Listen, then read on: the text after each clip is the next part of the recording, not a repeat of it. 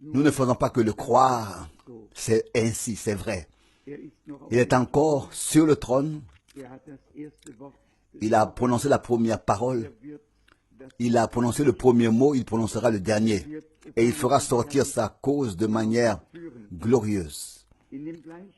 Dans cette même épître de Jean qui a déjà été lue, je voudrais lire seulement le verset 18, parce que nous venons de chanter que la crainte nous est épargnée. Premier, donc 1 Jean 4, verset 18. 1 Jean 4, verset 18. La crainte n'est pas dans l'amour, mais l'amour parfait chasse la crainte. Je crois que le moment est venu d'avoir une confiance totale et entière en Dieu. La peur n'est pas dans l'amour. La crainte n'est pas dans l'amour. Dieu nous a aimés. Il a prouvé son amour, non pas en parole, mais en acte, et il a offert la réconciliation à Golgotha. Justement, précisément, comme preuve de son amour divin, parce qu'il ne voulait pas nous laisser dans la perdition, mais nous conduire à lui en tant que sauvés et nous réunir à nouveau avec lui et nous unir à lui à nouveau. Voulons-nous croire de tout notre cœur que cela s'est accompli, que cela est accompli, cela s'est produit. Voulons-nous croire que Dieu nous a placés dans le royaume de son amour, comme il est écrit, et que rien ne peut être ajouté à l'œuvre accomplie de la rédemption. C'est une œuvre de Dieu qui s'est produite à Golgotha. Elle est soit acceptée, soit rejetée, soit expérimentée, soit non expérimentée. Et que Dieu nous fasse la grâce de l'expérimenter et d'être dans la foi sous l'écoute de la parole. Vous savez qu'une prédication doit être reçue dans la foi si elle veut avoir un impact divin, si elle doit avoir un impact divin, un effet divin. Il ne suffit pas d'écouter la parole. Il faut la croire en l'écoutant. Et en la croyant, il faut s'attendre à ce que Dieu le fasse dans notre vie.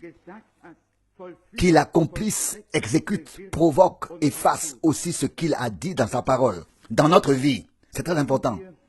Si nous considérons les Écritures, ce sont ceux qui ont agi en fonction de la parole de Dieu, qui ont vu les miracles de Dieu. Je vais vous donner un exemple avant que nous ne passions brièvement à la méditation de la parole. Un exemple est donné en particulier dans le chapitre 5 de Luc. Luc chapitre 5. En ce qui concerne l'obéissance et le fait d'agir avec foi selon la parole du Seigneur. Luc chapitre 5, à partir du verset 1, nous parle de Pierre et de quelques-uns de ses amis qui étaient pêcheurs. Il est dit ici au verset 3, « Alors il monta dans une des barques qui appartenait à Simon, et il le pria de s'éloigner un peu de la terre. Puis, s'étant assis, il enseigna les foules du haut de la barque. » Pour commencer, ce seul verset d'abord. Le Seigneur avait l'esprit pratique. Il a vu que la foule se rassemblait autour de lui et le bousculait. Il voulait avoir quelques mètres de distance pour pouvoir parler sans être gêné. Il est monté dans la barque. Mais celle-ci n'était pas destinée à servir de chair pour continuer à y faire des discours. Elle était destinée à la pêche. Et nous voyons ici la suite du verset 4. Maintenant, du verset 3 maintenant au verset 4. Lorsqu'il eut cessé de parler, il dit à Simon, avance en pleine eau. et jetez vos filets pour pêcher. Alors Simon répondit, Maître, nous avons travaillé toute la nuit sans rien prendre. Mais sur ta parole, je jetterai les filets. Ceux qui l'ont déjà observé, je l'ai particulièrement observé sur l'île de Patmos lorsque j'y ai passé une semaine. À l'époque, quand les pêcheurs pêchaient, quand les pêcheurs, j'ai observé à quelle époque, à quel moment les pêcheurs pêchent. Quand on ne peut pas dormir ni la nuit, ni le jour, ni la nuit, on peut observer certaines choses, n'est-ce pas? Ils ne pêchent pas le jour. Quand le soleil est chaud, ils savent exactement quand ils pêchent. Et voici donc la réponse de Pierre. Nous avons pêché toute la nuit et n'avons rien pris. Mais maintenant le maître parlait. Et Pierre savait que lorsqu'il parle, il faut obéir. Quand il parlait, il fallait obéir. Et il fit ce qui était dit. Laissez-moi le lire encore entièrement du verset 5. Alors Simon répondit, Maître, nous avons travaillé toute la nuit sans rien prendre. Mais sur ta parole, je jetterai les filets. Je viens de le dire ou de le laisser entendre. Combien de fois ai-je vu le matin quand les pêcheurs revenaient, tout ce qu'ils avaient dans leur filet, c'était une joie d'assister à cela. Pierre et les siens pêchaient pendant toute la nuit et les filets étaient vides. Mais maintenant il dit, mais sur ta parole, je vais jeter les filets. À ta parole, sur ta parole. Quand ils eurent fait cela, ils prirent une si grande quantité de poissons que leurs filets allaient se déchirer. Le verset 7, ils firent signe à leurs compagnons qui étaient dans l'autre barque de venir les aider. Ils vinrent et ils remplirent les 2 barques au point qu'elles s'enfonçaient. Il n'y avait pas seulement assez pour une barque, il y en avait assez pour les 2 barques. En disant cela, j'ai vraiment pensé. Au moment où le Seigneur peut donner un ordre et une mission à un seul, il peut arriver que la bénédiction soit si grande qu'il y en a encore assez pour d'autres qui se rendent à la pêche avec lui. Que non seulement une barque, mais plusieurs barques puissent être remplies, que non seulement un seul soit béni, mais que tous ceux qui étaient destinés à pêcher soient bénis. Le Seigneur avait en effet dit, je ferai de toi un pêcheur d'hommes. Et si Dieu en bénit un, il peut bénir tout le monde. Au fond, c'est toujours comme ça. Quand Dieu bénit quelqu'un, il bénit aussi tous ceux qui participent avec lui, qui participent avec celui que Dieu a béni. C'est un ordre divin. Et c'est ainsi que nous voyons ici que Pierre a été tellement béni, lui qui a agi selon la parole du Seigneur, que non seulement sa barque, mais aussi la barque de ses confrères a pu être remplie de telle sorte que les 2 barques étaient également profondes, tant la charge qui s'y trouvait était lourde. Et il est dit ici au verset 8, Simon-Pierre voyant cela, et pourquoi est-ce qu'il a vu cela? Parce qu'il avait le courage et la foi d'agir en fonction de la parole du Seigneur. C'est à cause qu'il a vu le miracle, non pas en argumentant, mais en comprenant. C'est ici le Seigneur qui l'a ordonné, c'est ici que je dois agir. Et il est dit ensuite, quand Simon-Pierre vit cela, il se jeta à genoux devant Jésus et s'écria, Seigneur, éloigne-toi de moi, car je suis un homme pécheur. Pardon, pécheur, pas pécheur, pécheur. Pécheur. Tout homme s'exclamera ainsi en présence du Seigneur, et surtout lorsque nous nous rendrons compte que sans lui, nous n'avons en effet rien pu faire. Un très bon exemple. Nous avons travaillé dur toute la nuit et nous n'avons rien obtenu, rien attrapé. Mais à ta parole, sur ta parole. Bien-aimés, nous avons déjà dit cela plusieurs fois en ce lieu. Lorsqu'il s'agit de choses liées à l'histoire du salut, nous devons attendre que l'heure de Dieu sonne pour certaines choses qui doivent se produire et qui se produiront sur la terre, selon le grand conseil de salut de notre Dieu. Nous attendons aussi en ce moment une instruction du Seigneur. Et alors, je vous promets que les filets seront pleins, que les barques seront remplies. Sur la parole du Seigneur, nous ferons encore avec l'aide de Dieu la plus grande campagne de pêche de tous les temps. C'est Dieu qui l'a voulu ainsi. La récolte se fait au moment de la moisson, pas avant. Et la moisson, dit notre Seigneur dans Matthieu 13, c'est la fin du monde. Pas déjà avant, mais la fin du monde. Et sur nous est venue la fin des temps. Et c'est pourquoi la grande moisson sera aussi récoltée à la fin. Je ne fais pas partie de ceux qui ont accès à de nombreuses révélations. Dieu ne m'a tout simplement pas fait ce cadeau. De temps en temps, j'ai vécu quelque chose, j'en suis reconnaissant.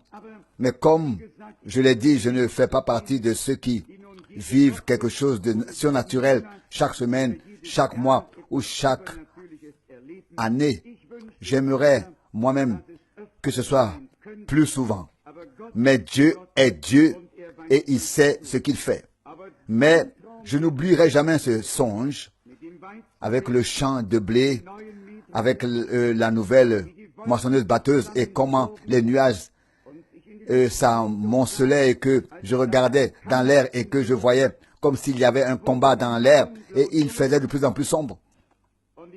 Et j'ai dit, Seigneur, il est trop tard. Les jugements s'abattent. La moisson ne peut plus être récoltée. Et soudain, une ouverture s'est ouverte dans cette pleine couverture nuageuse et la lumière du soleil a brillé à travers. Mais ne demandez pas avec quelle majesté et quelle splendeur. Tout simplement magnifique.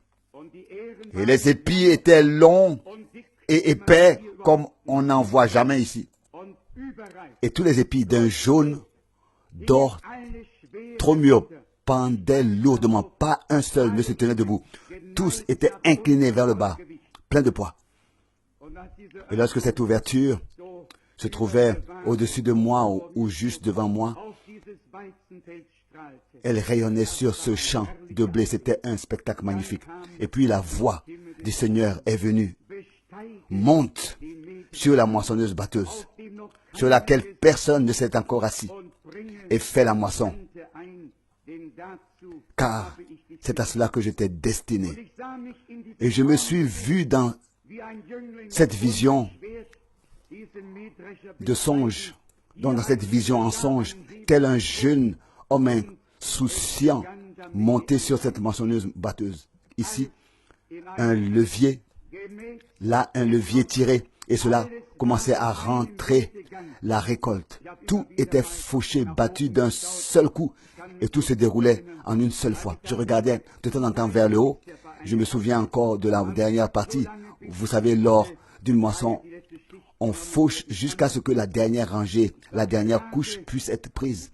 Je venais de revenir au point de départ avec cette dernière bande étroite, et voilà que l'ouverture se refermaient. L'obscurité est devenue totale. Le tonnerre a commencé à gronder et à faire du bruit. J'ai vraiment cru que le monde allait s'écrouler. Mais une chose était claire pour moi, avant que le jour du Seigneur et ses jugements n'arrivent, la récolte sera faite par la grâce de Dieu avec l'aide de Dieu. Car c'est écrit, il rassemblera le blé dans son grenier, il ne brûlera que l'ivraie. Le blé, il le recueillera, et celui-ci sera récolté sur sa parole. Sur sa parole. À sa parole, non pas quand nous voulons et comme nous le voulons, mais sur sa parole, à sa parole, comme il le veut. C'est ainsi que cela se passera. Comme nous pouvons être reconnaissants que Dieu ne nous ait pas laissé suivre nos propres voies, nos propres plans, mais qu'il ait fait de nous par grâce une partie de son plan de salut. Et vous pouvez tous en témoigner, nous n'avons jamais eu de prétention particulière à être quelque chose de spécial. Mais lorsque Dieu offre un ministère, lorsqu'il donne des mandats, celles-ci doivent être exécutées. Et plus nous le ferons, plus ce sera agréable. Et quoi qu'il arrive, c'est pour l'édification de l'Église et la bénédiction du peuple de Dieu, jamais pour la mise en valeur d'une seule personne. Car c'est ce qui est écrit. Quand vous aurez fait tout ce que je vous ai prescrit ou ordonné, vous direz, nous sommes des serviteurs inutiles. Dans cette parole, Pierre a fait ce que le Seigneur lui avait ordonné. Et quelle a été sa réaction à cela? Quelle a été sa réaction? Il s'est jeté à genoux et a dit, Seigneur, retire-toi de moi, éloigne-toi de moi, je ne suis qu'un homme pécheur. Pécheur. Cela ne lui était pas monté à la tête, comme cela monte à la tête de certains qui n'ont jamais été appelés par le Seigneur. Pour celui qui est mandaté par Dieu, cela ne lui monte pas à la tête, cela lui va droit au cœur. Et il se sait désigné et appelé par Dieu à ce service, tout en sachant qu'il n'est rien de plus que tous les autres qui entendent la parole. Aucune différence à la seule que la responsabilité est proportionnellement plus grande, ce que tous les autres ne peuvent pas saisir dans sa totalité. Nous pensons, au vu de ce que nous voyons, que nous sommes vraiment arrivés à la fin des temps, du privilège d'avoir entendu le message prophétique dans cette génération. Justement en écoutant le message de hier, je me suis représenté devant les yeux quel privilège nous avons. Et certains pourraient penser ou demander, est-ce vraiment si important? Est-ce que quelque chose en dépend? Et ainsi de suite. Tout. Frère Rousse dit justement tout. Et c'est vrai. Et je vous dis aussi pourquoi. Pourquoi? Sans porter de jugement. Mais regardez, toutes les dénominations, elles retournent dans le ventre de leur mère, n'est-ce pas? Par le Conseil mondial des églises, il n'y a plus personne qui pour appeler à sortir, comme c'était le cas auparavant. Mais de là où ils ont été appelés, ils y retournent. Maintenant, par l'intermédiaire de leurs dirigeants aveugles, n'aurions-nous pas tous suivi le même chemin si Dieu n'avait pas eu pitié de nous? Qui d'entre nous aurait eu une vue d'ensemble de ce dont il s'agit si Dieu n'avait pas envoyé un prophète pour nous révéler la révélation et nous faire connaître les mystères cachés? Qui donc saurait ce qu'est telle ou telle chose qui est en fait importante à notre époque? Et vous savez, l'ennemi s'est déjà parfois mis en scène ou déguisé sous l'image d'un ange de lumière. Et si l'Antichrist le fait exactement de la même manière, le monde entier en sera envoûté. Mais il y a un troupeau sur terre qui est destiné au Christ, un troupeau des prémices qui porte le sceau de Dieu et qui a percé à jour l'Antichrist et toute sa pieuse machination, parce que nous avons la révélation de Jésus-Christ. Nous avons en même temps la connaissance de qui est l'Antichrist. Je vous le dis aussi très librement et ouvertement. Celui qui n'a pas la révélation de Jésus-Christ ne pourra jamais percer à jour l'Antichrist. Et je vais vous montrer à partir des Saintes Écritures qu'il ne s'agit pas d'avoir le vrai enseignement. Nous devons être dans le véritable, qui est à la fois Dieu et la vie éternelle. Vous savez qu'il y a aussi des courants qui sont ici et là, d'accord, des directions sur l'enseignement et qui sont malgré tout devenus des dénominations et laisser la suite de la parole prophétique et laisse la suite de la parole prophétique sans prendre toute l'écriture. Et je voudrais lire quelques passages à ce sujet aujourd'hui, en cette heure du matinal, en commençant avec l'épître aux Romains, au 3e chapitre. Romains, chapitre 3, verset 4, une parole que nous connaissons tous très bien. Romains 3, verset 4. Romains 3, verset 4, qu'est-ce que j'ai dit? Oui. Jamais plus. Au contraire, Dieu est vrai, bien que tout homme soit menteur, selon qu'il est écrit, etc.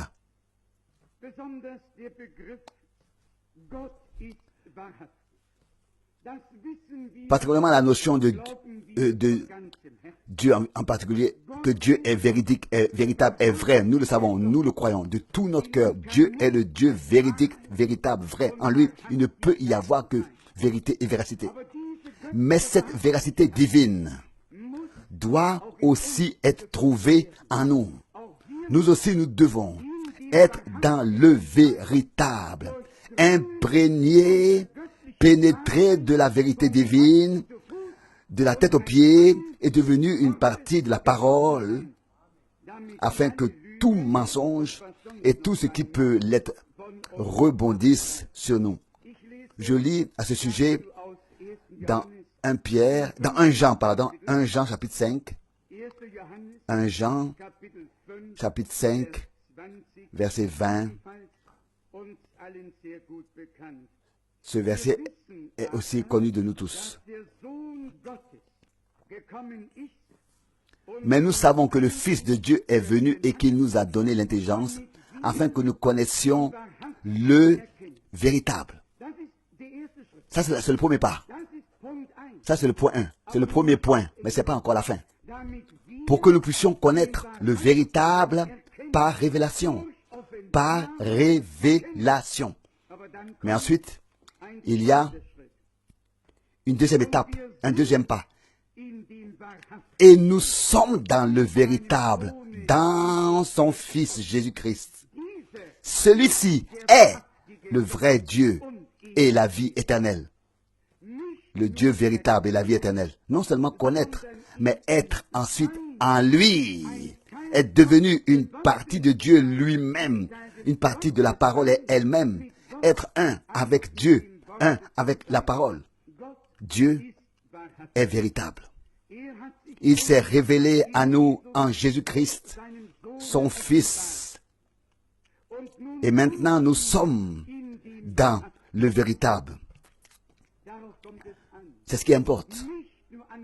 Pas seulement de croire au véritable, ni de parler de lui de manière doctrinale ou dans l'enseignement, mais d'être transporté par l'Esprit dans le divin et de faire partie de Dieu lui-même, dans la mesure où nous sommes devenus la race divine par la nouvelle naissance, par un engendrement de l'Esprit, issu de la parole, sorti de la parole et de l'Esprit de Dieu, de même que nous sommes des fils, des enfants d'hommes, sur terre en raison d'un engendrement humain terrestre. Nous sommes devenus ainsi enfants de Dieu en raison d'un engendrement spirituel, donc de l'esprit, d'un engendrement spirituel, d'un engendrement opéré par l'esprit, par la parole et de cet esprit. Selon le témoignage des Écritures, nous sommes la race divine, le saint sacerdoce. Nous devons proclamer les vertus de celui qui nous a appelés des ténèbres et placés dans sa lumière. Nous savons que le Fils de Dieu est venu et nous a donné l'intelligence. Vous savez que personne n'aurait pu savoir qui est ce qu'est Dieu. C'est dans le Fils que le Père s'est révélé. Et le Fils a pu dire, celui qui me voit, voit le Père. Celui qui m'entend, entend le Père. Et il dit, ce n'est pas moi qui fais ces œuvres, mais le Père qui est en moi fait ces œuvres. Aucun homme n'aurait su qui était Dieu s'il ne s'était pas révélé en Jésus-Christ. Ici, nous avons cette pleine révélation et c'est pourquoi il est écrit, nous savons que le Fils de Dieu est venu et qui nous a donné l'intelligence afin que nous connaissions le véritable. Alléluia. Gloire à Dieu. Dans la révélation de Jésus-Christ est contenue la révélation de Dieu. C'est en lui que la révélation de Dieu est apparue. Et ça, c'est ainsi qu'elle s'est manifestée de manière visible.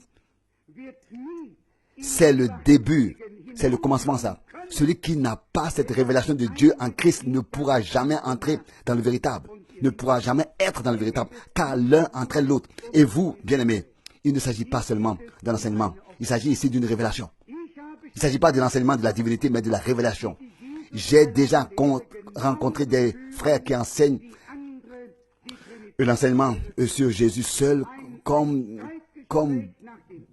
d'autres enseignent l'enseignement, la doctrine de la Trinité. Donc, une dispute après l'autre, un dogmatisme après l'autre. Et cela non plus n'est pas juste. Ce qui est juste, c'est quand l'homme a une rencontre personnelle avec Jésus-Christ. Quand Dieu se révèle à lui en Christ et que ce n'est pas une doctrine, un enseignement, mais une expérience que l'individu a faite avec le Dieu vivant. C'est pourquoi il est écrit ici, il est venu et nous a donné l'intelligence afin que nous connaissions le véritable. Si nous allons avec ce passage de l'Écriture à l'évangile de Jean, chapitre 17, il est écrit dans Jean 17, au verset 3, « Or la vie éternelle consiste en ce qu'ils te connaissent, toi, le seul vrai Dieu. » Or en ceci consiste la vie éternelle, qu'ils te connaissent, toi, le seul vrai Dieu et celui que tu as envoyé, Jésus-Christ. Comme ils disent, nous avons la vie éternelle, nous avons la vie éternelle. Selon le témoignage des Écritures, et je le relis, ont la vie éternelle seulement ceux qui reconnaissent le seul vrai Dieu, car lui seul est le vrai et la vie éternelle. Nous voyons non pas un enseignement dans lequel on passe à la légère sur les choses, mais une intervention divine par révélation, afin que nous fassions personnellement cette expérience. Or, je relis Jean 17, verset 3. Or, en ceci consiste la vie éternelle, qu'ils te connaissent, toi, le seul vrai Dieu, et celui que tu as envoyé, Jésus-Christ. Nous avons lu ici qu'il est venu pour nous donner l'intelligence sur le véritable. Et nous sommes dans le véritable, dans son Fils, Jésus-Christ. Et il est, et c'est lui qui est le vrai Dieu et la vie éternelle. Nous ne nous offusquons pas du fait qu'il se soit révélé comme Père dans le Fils. Bien au contraire, nous nous en réjouissons, car il était nécessaire que Dieu se fasse homme pour pouvoir ensuite rétablir l'humanité dans son état divin. C'était le conseil de salut de notre Dieu qu'il a mis à exécution.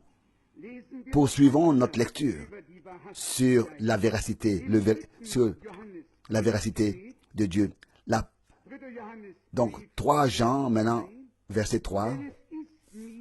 Car j'ai eu une grande joie lorsque des frères sont venus te rendre un témoignage reconnaissant à cause de ta véracité, de la manière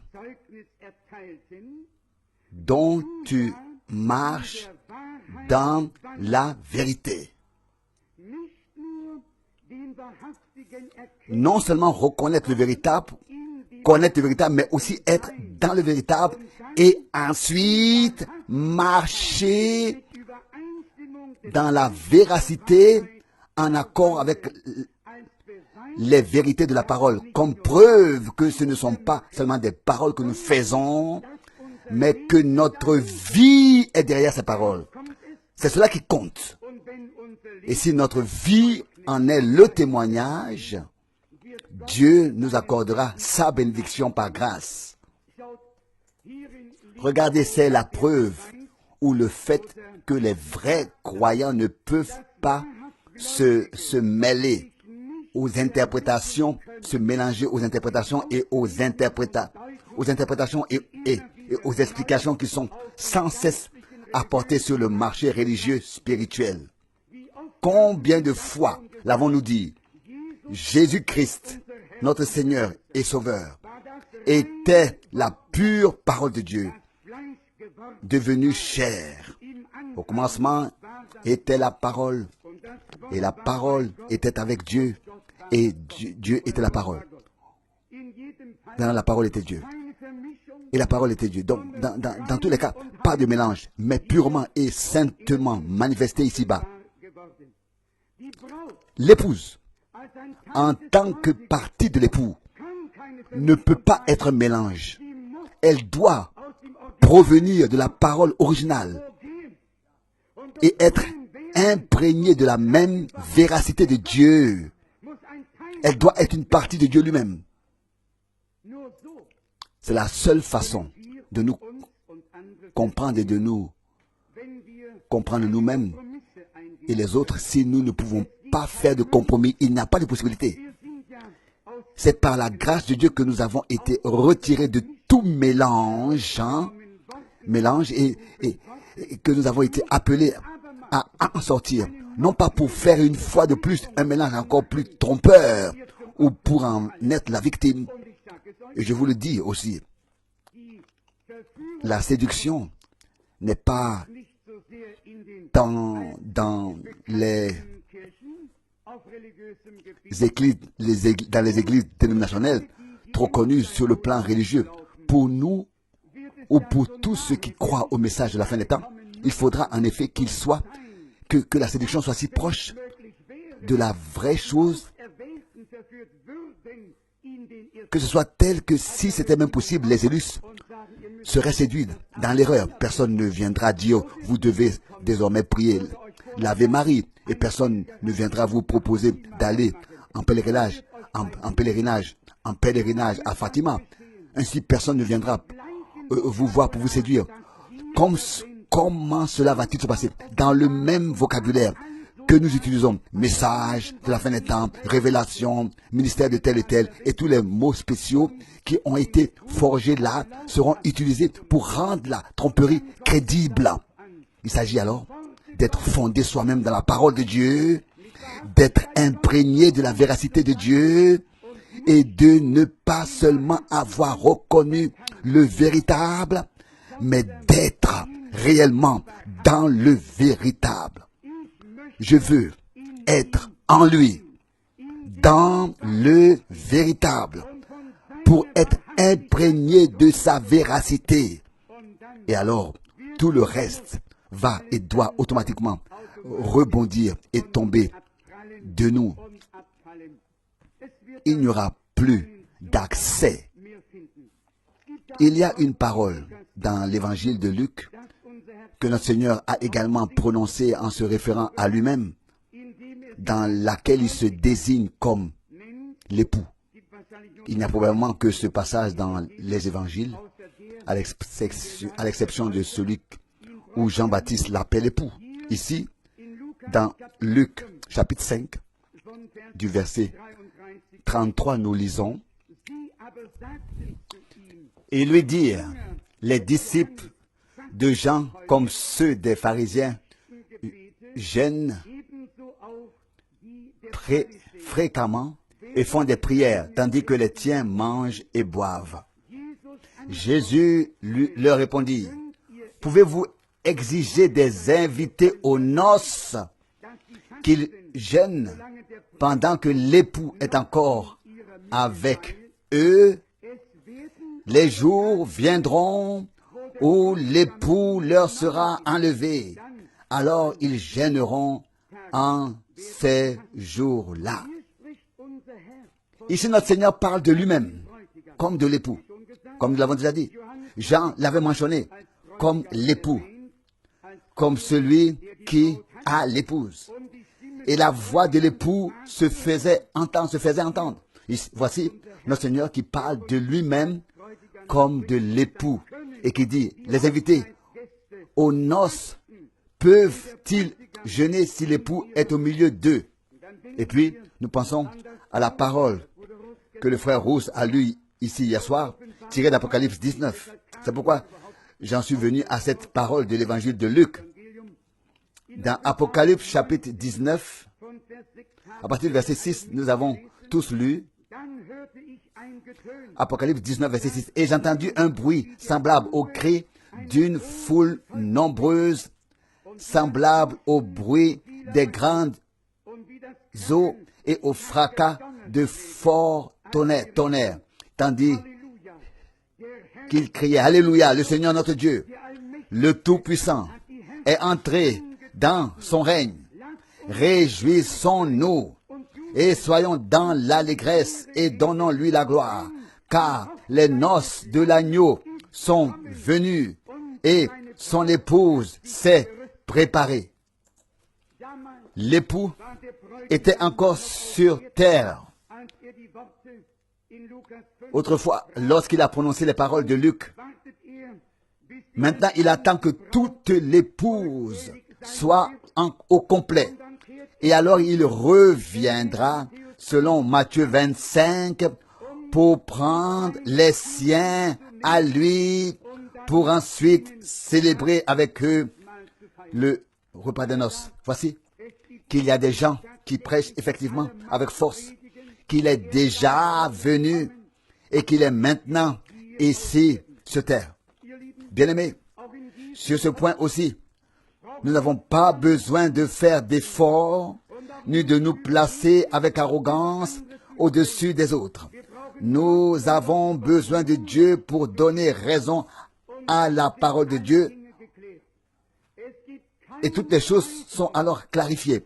Il n'existe aucune promesse qui nous dirait que le Seigneur reviendra sur cette terre. Elle n'existe pas dans toute la Bible. Celui qui la trouve peut se procurer 1000 marques. Il n'y a que la promesse qu'il ira préparer la place et qu'il reviendra. Non pas pour poser ses pieds quelque part sur cette terre, mais pour que nous le rencontrions dans les airs, pour être ensuite toujours avec le Seigneur. Non pas lui toujours avec nous ici, mais nous toujours avec lui là-bas. C'est ce qu'enseignent les Saintes Écritures. Il y a des frères avec lesquels on ne peut plus parler. Les ecclésiastiques, n'est-ce pas?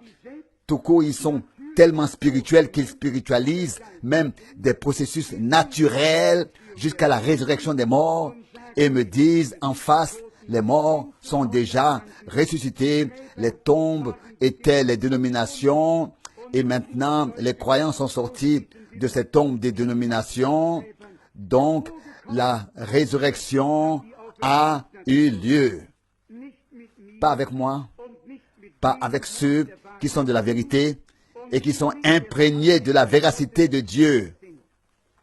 Quand Jésus reviendra, C'était l'une de mes dernières questions aux frères qui ont affirmé cela. Et vous pouvez le lire dans 1 Thessaloniciens chapitre 4, spécialement les versets 13 et 14, que lorsque Christ reviendra, Dieu amènera avec lui tous ceux qui nous ont précédés. En effet, ceux qui se sont endormis en Christ doivent d'abord ressusciter. Et ensuite, nous qui sommes vivants et qui sommes restés, nous serons changés. Tel est l'ordre divin de sa sainte parole. Il n'y a pas d'homme qui ait le droit de déformer les déclarations claires de la parole et d'en faire une doctrine qui ne soit pas biblique. Tout ce que Dieu a dit est, au fond, si simple et si clairement compréhensible que nous n'avons pas besoin de Daniel qui serait rempli d'une sagesse particulière pour nous le faire comprendre. C'est clair comme de l'eau de roche.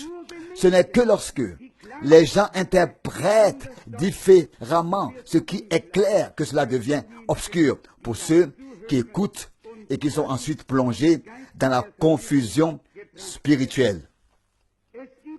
Il y a trop de passages bibliques qui traitent spécifiquement du retour de Jésus-Christ pour que l'on soit laissé dans l'ignorance à ce sujet. La parole de Dieu nous témoigne également de ce processus de manière si claire et si précise. Et vous savez bien qu'à ce moment-là, nous serons retirés de notre enveloppe mortelle et entrerons dans le corps de résurrection qui a donc aujourd'hui, je peux certainement le demander, et ce non pas avec ironie, mais avec sincérité. Sincérité. Où y a-t-il un homme sur terre qui ait un corps de résurrection si la résurrection avait déjà eu lieu? S'il vous plaît, où sont-ils? Qui les a vus? Tous marchent comme ils marchaient avant. Tous vivent comme ils vivaient avant. Et disent pourtant, la résurrection a déjà eu lieu. Pas avec moi. Pas avec nous. Quand le Seigneur reviendra, ce qui est corruptible sera remplacé par l'incorruptibilité et ce qui est mortel par l'immortalité. C'est ce que dit la sainte parole de Dieu. Et il en sera ainsi. Loué soit le nom du Seigneur. C'est dommage qu'il faille encore en parler. Et vous savez quelle souffrance m'envahit quand je pense à toutes les directions qui ont été prises. Mais là aussi, je suis plein de confiance. Au fond de mon cœur, je suis convaincu qu'Ézéchiel 34 et de nombreux passages bibliques trouveront leur accomplissement. Que le Seigneur, en tant que véritable berger, retirera ses brebis de la bouche de tous ceux qui les ont tondues et qu'il deviendra lui-même le berger de son troupeau, comme il était et est encore aujourd'hui le Rédempteur. Les brebis de son pâturage sont le troupeau de sa main. Et tout à la fin, le Seigneur réclamera les siens car ils sont marqués dans ses mains. Il a donné sa vie pour les brebis. Pourquoi faire? Pour qu'elles vivent et qu'elles aient la vie et l'aient en abondance. Pas pour qu'elles ne soient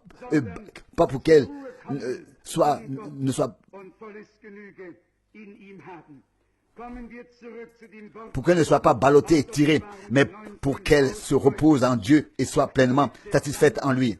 Revenons à la parole d'Apocalypse 19. De épouse et époux, noces de l'agneau, Jésus a dit à l'époque, je ne boirai plus du vin de la vigne jusqu'à ce que je le boive de nouveau dans le royaume de mon Père. Et ici, nous trouvons la description de ce qui se passera lors du repas de noces de l'agneau. Celui qui veut lire Matthieu 22 trouvera qui se couvrira et nous servira, qui se scindra et nous servira au repas de noces de l'agneau. Bien-aimés, veillons à ce que nous n'ayons pas seulement une compréhension modérée du véritable. Efforçons-nous d'avoir une véritable révélation de Dieu en Jésus-Christ. Une rencontre personnelle, une expérience directe avec notre Seigneur, afin que nous sachions ce qu'il en est réellement. Pas seulement parce que d'autres nous l'ont dit ou témoigné, mais parce que nous pouvons en témoigner à partir de notre propre expérience. Cela n'a probablement pas sa place ici. Et pourtant, je vais dire, parce que j'aborde justement le point de l'expérience personnelle, mais c'était déjà une très mauvaise chose que j'ai vécue lors d'un vol sur la côte est de l'Australie, d'Adelaide à Sydney. Quand la dame à côté de moi a vu que j'avais remercié pour le repas, une conversation s'est engagée et elle s'est présentée comme mormone. Et puis, bien sûr, il y a eu d'autres conversations, mais je lui ai simplement demandé, avez-vous eu une expérience personnelle avec le Seigneur? Et elle me répond textuellement, je ne sais rien de cela. Qu'est-ce que c'est? Puis j'ai commencé à parler de la façon dont l'Esprit de Dieu vient sur l'homme, comment la repentance et le repentir et la connaissance du péché sont donnés à un homme, et ainsi de suite, et comment la paix et la béatitude de Dieu pénètrent dans nos cœurs, etc. Et ainsi de suite. J'ai donc dit tout cela en quelques phrases, comme on peut le dire dans un tel cas, n'est-ce pas? Et après avoir dit tout cela, y compris l'expérience de la paix céleste, de la certitude, de la foi et de la joie qui envahissent le cœur, cette dame dit, oui, peut-être que c'est moi qui ai fait cette expérience après avoir donné naissance à mon premier enfant. Après cela, j'ai eu un sentiment si étrange, si étrangement agréable, et elle m'a alors demandé s'il s'agissait d'une expérience avec Dieu. Vous ne pouvez pas imaginer ce qui s'est passé en moi. Je n'ai pu que dire, Madame, l'expérience que vous avez eue, c'est d'avoir donné une naissance terrestre à un enfant terrestre. Je parle ici de la nouvelle naissance par l'Esprit et la parole de Dieu. Je parle d'une tout autre chose. Est-ce que vous ne comprenez pas cela encore? Et alors il faut, bien sûr, être un peu énergique. Et puis elle a dit simplement, non, je ne comprends pas. Personne ne me l'a dit jusqu'à maintenant. Jusqu'à présent, et quand je lui ai demandé alors si elle croyait au retour imminent du Christ, elle a bien sûr répondu par un oui vigoureux. Oui, oui, nous croyons que le retour du Christ est très proche. C'était étrange. Aucune expérience avec Dieu, rien du tout. Et croire que c'est maintenant la fin des temps et que le retour de Christ est proche. Et il ne me restait rien d'autre à faire. Je me suis à nouveau tourné un peu vers la gauche et je lui ai dit, chère madame, j'aimerais maintenant que vous me disiez ce que vous pensez qu'il vous arrivera lors du retour de Jésus-Christ. Car c'est ce que je voulais savoir. Oui. Et savez-vous ce qu'elle m'a répondu? Alors le monde s'embrasera, brûlera. Oui, j'ai dit, je ne vous ai pas demandé cela. Je vous ai demandé ce qui vous arrivera personnellement lors du retour de Jésus-Christ. Oui, dit-elle, je ne le sais pas. Je ne le sais pas. Je ne sais pas. Je sais seulement que je payerai,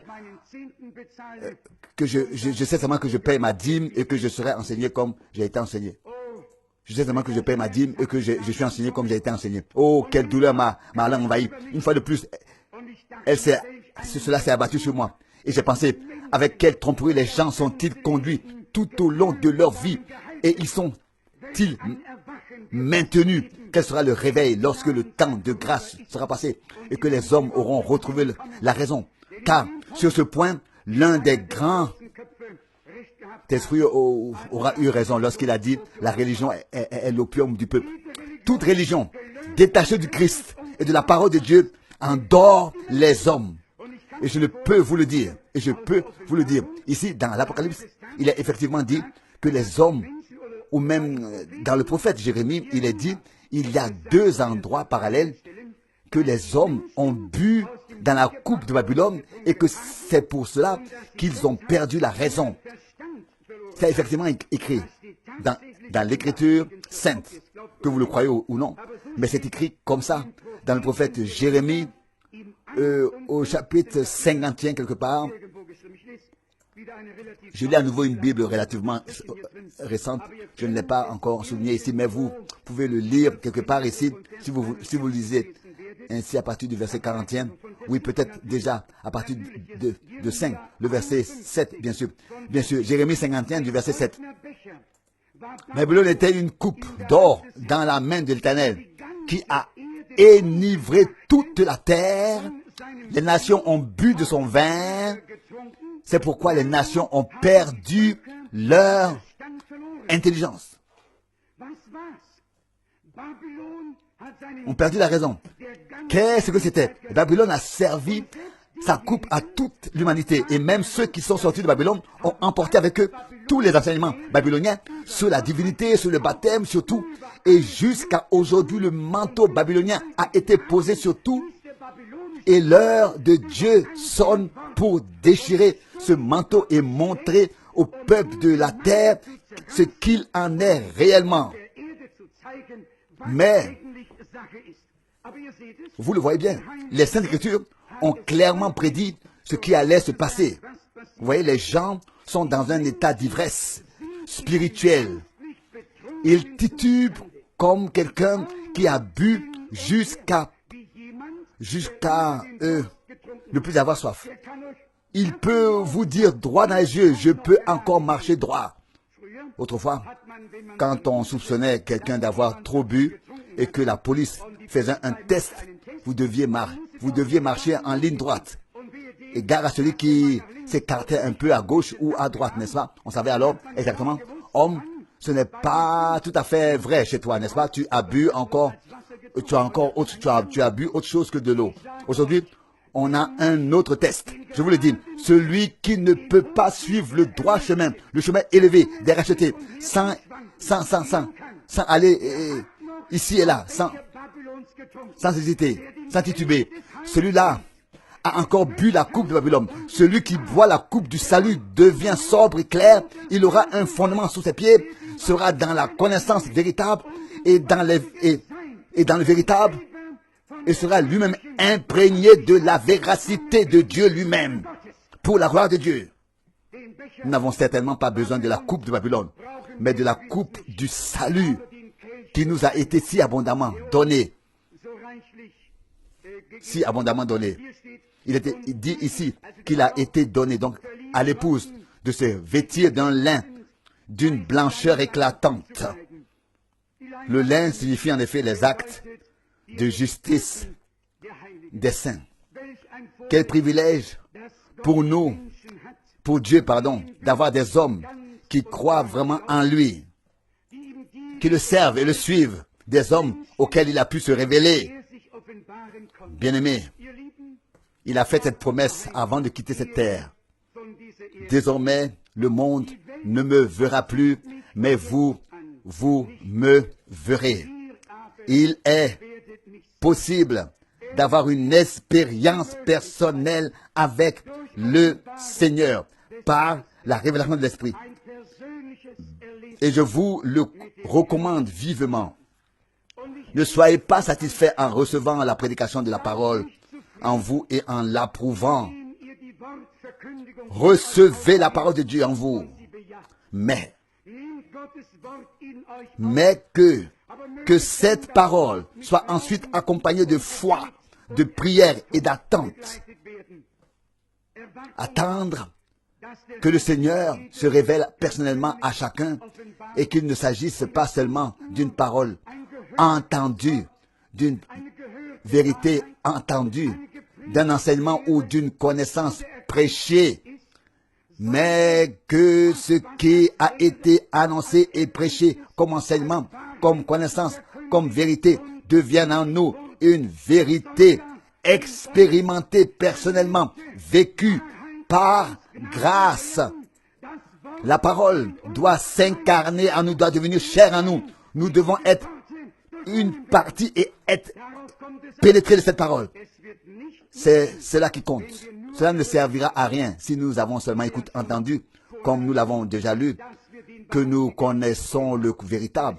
Il faut que la deuxième étape suive et que nous soyons dans le véritable. Car il est écrit, et nous sommes dans le véritable. Nous ne l'avons pas seulement reconnu ou bien connu. Nous sommes ensuite dans le véritable. Frère Rousse l'a lu à partir du chapitre précédent. Celui qui connaît Dieu. Nous devons connaître Dieu pour être reconnu, reconnaître Dieu pour être reconnu par lui. Cela va de pair, seul, de main en main. Seulement celui qui a été connu par Dieu peut connaître Dieu. Et ce n'est qu'à celui qui peut connaître Dieu que Dieu se révèle. Je crois que nous venons d'aborder clairement la notion de révélation de Jésus-Christ et je crois, en outre, qu'il ne s'agit pas pour nous d'un enseignement ou d'une connaissance, mais vraiment d'une révélation vivante du Dieu vivant que nous avons faite et vécu avec Dieu sur la base de la parole de vérité entendue. De même que tous les prophètes n'ont pas seulement reçu la parole, mais ont fait l'expérience avec Dieu. De même, tous ceux qui reçoivent la parole ne doivent pas seulement l'entendre, l'écouter, mais faire l'expérience avec Dieu de ce qu'ils ont entendu.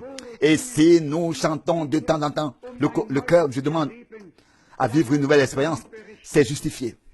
Une telle expérience avec Dieu, que nous puissions vraiment ressentir, vivre, avoir vécu, avoir été pénétré par la véracité de Dieu et avoir été placé dans le véritable. S'il vous plaît, ne vous regardez pas. Regardez le Seigneur. Il arrivera à chacun de nous ce qui est arrivé à Pierre lorsqu'il a assisté au miracle que le Seigneur a accompli en ayant le courage d'agir sur la base de la parole donnée. Nous aussi, nous tomberons sur notre visage et nous nous exclamerons, Seigneur, éloigne-toi de moi, car je suis un homme pécheur. Et nous l'entendrons dire, le Fils de l'homme est venu non pour appeler les justes, mais pour appeler les pécheurs à la repentance. Et il dit, ceux qui se portent bien n'ont pas besoin de médecin. Il y a une bonne semaine, j'ai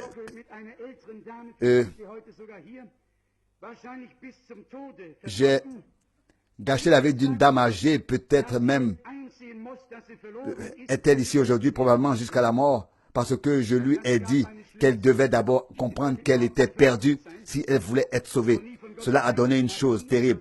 Elle ne voulait pas du tout être perdue. Elle ne voulait pas être séparée de Dieu. Ne jamais faire quoi que ce soit, n'est-ce pas? Et ainsi de suite. Et c'est la détresse. Je dis cela maintenant avec amour. Celui qui veut être réconcilié avec Dieu doit savoir que la réconciliation était nécessaire et que nous tous, nous nous sommes tous égarés et séparés de Dieu. Celui qui veut être pardonné doit savoir qu'il a besoin du pardon. Personne ne peut venir au Seigneur et dire, Seigneur, je te remercie de ne pas être comme un tel ou un tel, puis sortir à nouveau de la salle, le cou tendu, mais se frapper la poitrine comme l'autre homme, Seigneur, je ne suis pas digne, et ainsi de suite. Dieu doit parfois nous frapper un peu fort pour nous montrer ce qu'il en est. Tout homme est né dans le péché. Puis la dame m'a dit, peut-être même qu'elle est là aujourd'hui, ce ne sera pas comme ça pour moi. Je suis un enfant désiré, ou je pourrais être un enfant désiré. Vous me croyez, mes chers, je dis cela avec le plus grand sérieux. Seulement pour aider, juste pour aider, seulement pour aider. Chaque homme doit faire l'expérience avec Dieu personnellement. Chaque être humain doit ressentir la perdition jusqu'au désespoir, que l'on sait exactement qu'on est séparé de Dieu. Et alors, nous l'invoquons comme sauveur. Et alors, s'accomplit ce qui est écrit dans le psaume 103, qui pardonne tous tes péchés et qui guérit toutes tes infirmités. alors beaucoup de passages de l'Écriture s'accomplissent dans notre vie. Et je ne peux pas me permettre de cacher la vérité à mes meilleurs amis. Je dois dire la vérité en tout temps, en toutes circonstances, que cela plaise ou non aux gens. Car seule la vérité peut nous rendre libres. Ce n'est qu'ainsi que nous pouvons être aidés.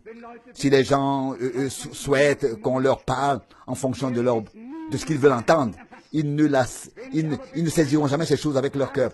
Mais s'ils comprennent que Dieu parle à nos cœurs, que la vérité doit donc y pénétrer, alors ils sauront que Dieu est amour, qu'il a envoyé son Fils, seul engendré de lui.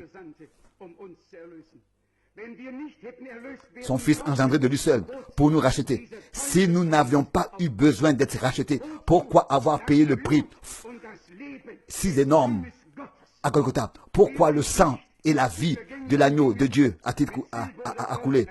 Nous n'avons pas été rachetés par des choses périssables, par de l'argent ou de l'or, mais par le sang précieux et saint de l'agneau de Dieu. Si cela n'avait pas été nécessaire, Dieu n'aurait pas eu besoin de faire cela. Voici l'agneau de Dieu qui ôte le péché du monde. Que Dieu soit remercié. Il a ôté mes péchés. Nous sommes tous des enfants de désir, n'est-ce pas? Non, nous sommes tous nés dans le péché. Nous sommes tous entrés dans ce monde séparé de Dieu. C'est la vérité de la parole de Dieu. Le jardin d'Éden a été fermé et l'épée a tourné devant l'entrée. Personne n'avait accès à l'arbre de vie.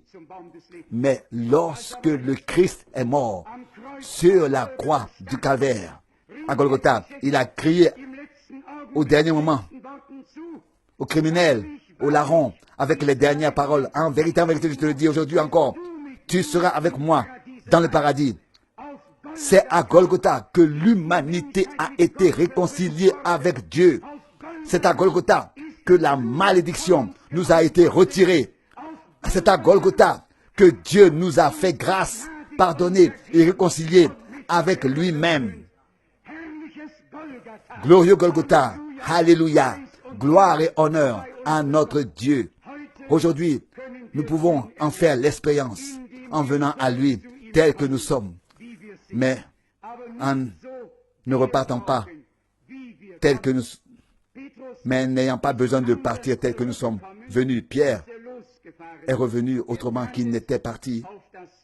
Il l'a fait sur la base de la parole du Seigneur. Nous aussi aujourd'hui, nous voulons nous placer sur la parole du Seigneur et lui demander de renforcer notre foi.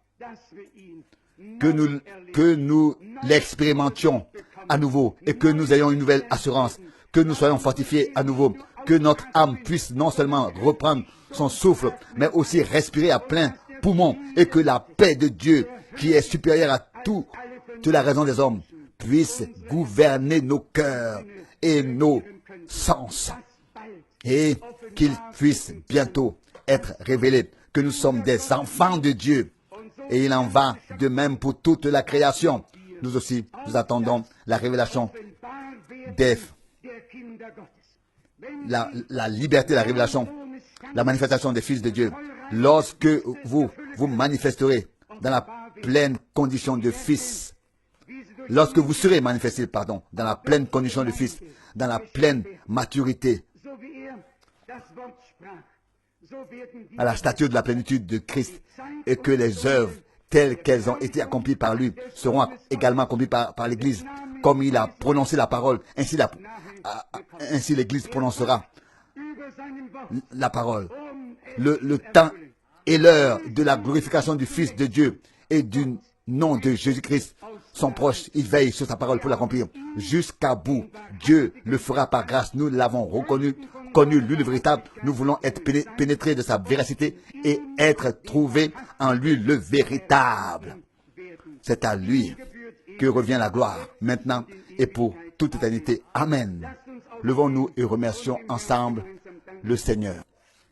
Seigneur notre Dieu, ensemble nous te remercions de nous avoir permis d'entendre en ce lieu ta parole pure et sainte. Ta parole nous a fait connaître celui qui est vrai. Ta parole nous a fait connaître ta personne, toi qui es le véritable. Par ton esprit, nous t'avons connu. Par révélation, nous t'avons expérimenté, Seigneur bien-aimé. Nous sommes ici devant ta sainte face, imprégnés, pénétrés de toi, le véritable. Pénétrés de ta parole. La vérité que nous aimons et que nous avons reçue. Ensemble, nous te rendons grâce pour le sang de l'agneau qui a coulé à Golgotha, pour notre rédemption et notre réconciliation et notre pardon. Seigneur bien-aimé, tu nous as pardonné. Tu nous as réconciliés. Nous sommes devenus ta propriété par grâce. Nous avons tous, nous allions tous, nous avons tous erré comme des brebis sans berger. Mais maintenant nous sommes convertis à toi. Non pas à une communauté, non pas à une association, mais à toi, le berger de notre âme, au Dieu vivant. Alléluia. Seigneur bien-aimé, prends soin de ton troupeau toi-même. Tu connais les brebis de ton pâturage, le troupeau de ta main. Oh, fais-nous sortir de tous les tabernacles et de toutes les clôtures pour entrer dans la liberté glorieuse des enfants de Dieu, afin qu'il n'y ait pas de nombreuses clôtures de dénominations dressées, ni de nombreux bergers offrant une nourriture variée, mais un seul grand troupeau et un seul berger. Seigneur bien-aimé, tu le feras par grâce. Nous te remercions de tout cœur et de nous avoir montré le temps que nous vivons en nous révélant ta parole, ô Seigneur.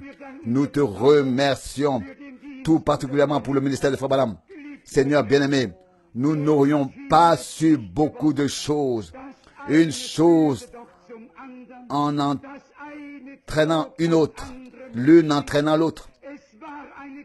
Ce fut une réaction en chaîne de conduite et d'instruction divine, de révélation et d'enseignement, de connaissance et de tout ce qui s'ensuit. Seigneur bien-aimé, tu nous as conduits de clarté en clarté. Merci à toi, le Dieu vivant, pour le message de la fin des temps, pour la parole révélée.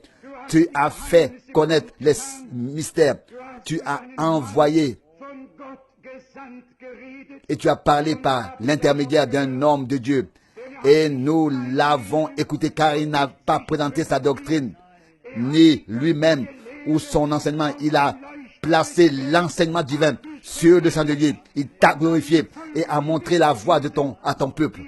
Nous te remercions pour de tels serviteurs et te prions d'avoir pitié de nous, car tu as certes encore un message avant ta seconde venue.